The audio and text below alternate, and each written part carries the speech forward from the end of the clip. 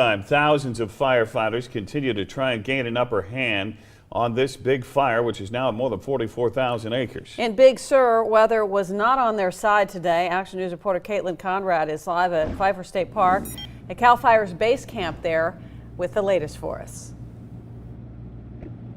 Dan, Aaron, conditions have changed for the first time on this fire. They're getting a westerly wind. That hasn't been the case in the past. I want you to take a look at the hillside behind me. We can actually see smoke coming over it from the big part of the fire.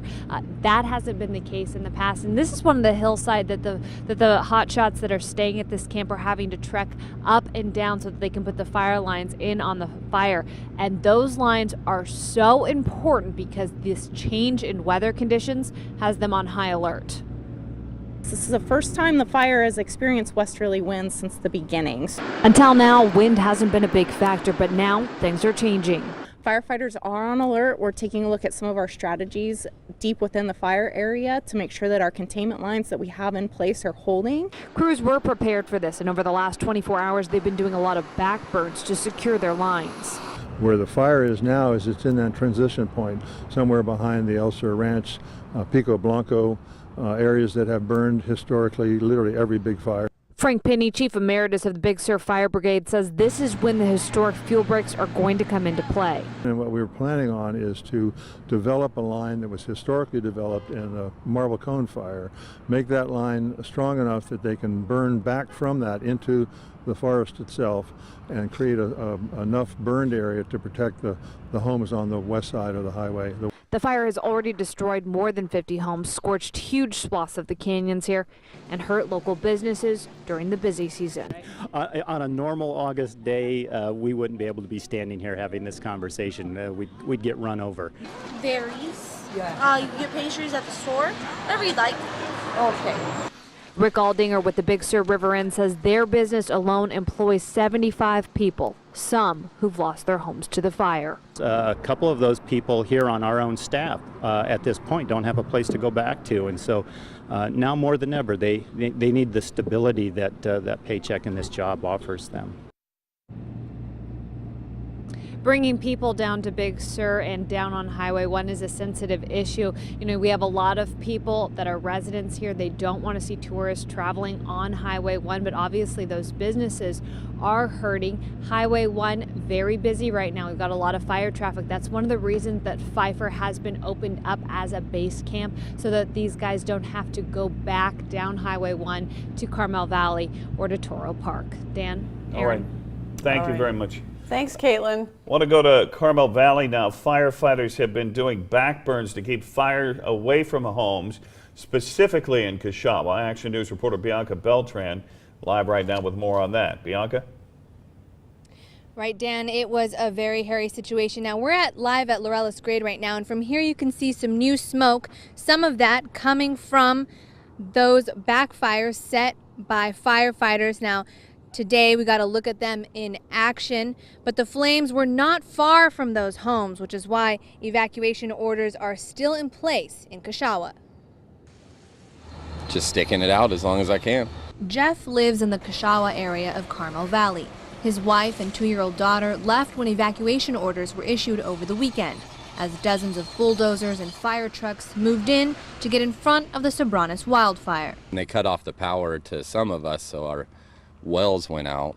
You know, we can't pump our own water at our places, so that kind of bummed me out. But you can still put up a fight. Firefighters are using flames in that area to push the wildfire back. And while it's under control, Tuesday's map of the fire shows how hot spots can jump ahead. Because the embers carried over the perimeter of the fire to another location, it then started burning in advance of the fire. It's those type of conditions that we have to be very cautious about because it can increase the rapid spread of the fire. Last night, many residents actually stuck around to watch the backburns. They say they could see the flames from their houses over here. And tonight, firefighters are going to continue that work, doing some more controlled burns on the other side of these ridges here, going section by section to connect the dots and push the fire south. This is what that looks like. Helicopters called heli-torches are throwing fire at designated areas to create a line to stop the fire from going any closer to Carmel Valley. And as we stood on a hill near the entrance to Sky Ranch Estates, firefighters told me that there is a gap between those flames and the flames of the Sobranes wildfire, but that gap is closing quickly. Dan. All right, very good. All right, Bianca, thank you. Thank you very much. Big part of the firefight there. And air quality becomes, or has been, a major issue. We had a rough go today. This is a live view from our Skycam 8 Salinas. It's easy to spot the smoke. Air quality for Carmel Valley was actually unhealthy. That's one of the first times we've actually had that designation when we get, we've heard moderate, we've heard good, unhealthy. Shift in wind direction playing a big role in that. We want to bring in Ferdinand Holum into the conversation because he's been tracking this as he has since this fire started. Not a good day out there today. No, you felt it if you were outside in a lot of our wind protected valleys. Now we've got those westerly winds. And look at this. I shot this earlier. This was about 4 o'clock. You can't see the valley floor. You cannot see across to the pinnacles. But watch, here's where we look at live right now.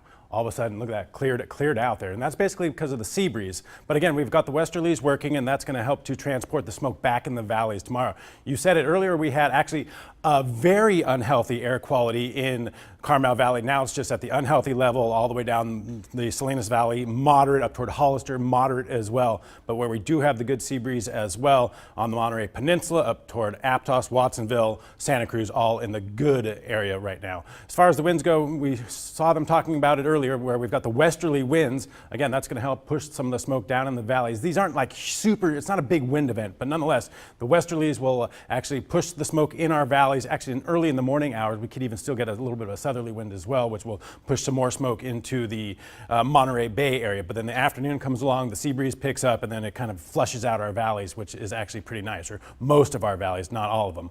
And our forecast for tomorrow for our firefighters, west-northwest wind about 5 to 15 miles per hour, and then temperatures mainly 70s to about 92. Again, above the marine layers where we've got the 90s, where we have the very, very low relative humidities, anywhere from single digits to about 10%, and then where we get the marine layer, we get some recovery of the relative humidities, and they're closer to the ocean, of course, as you would expect. Back to you guys. All right, thanks very much. We're sort of in event season here on the Central Coast. One of the big events coming up is the Salinas Valley Half Marathon.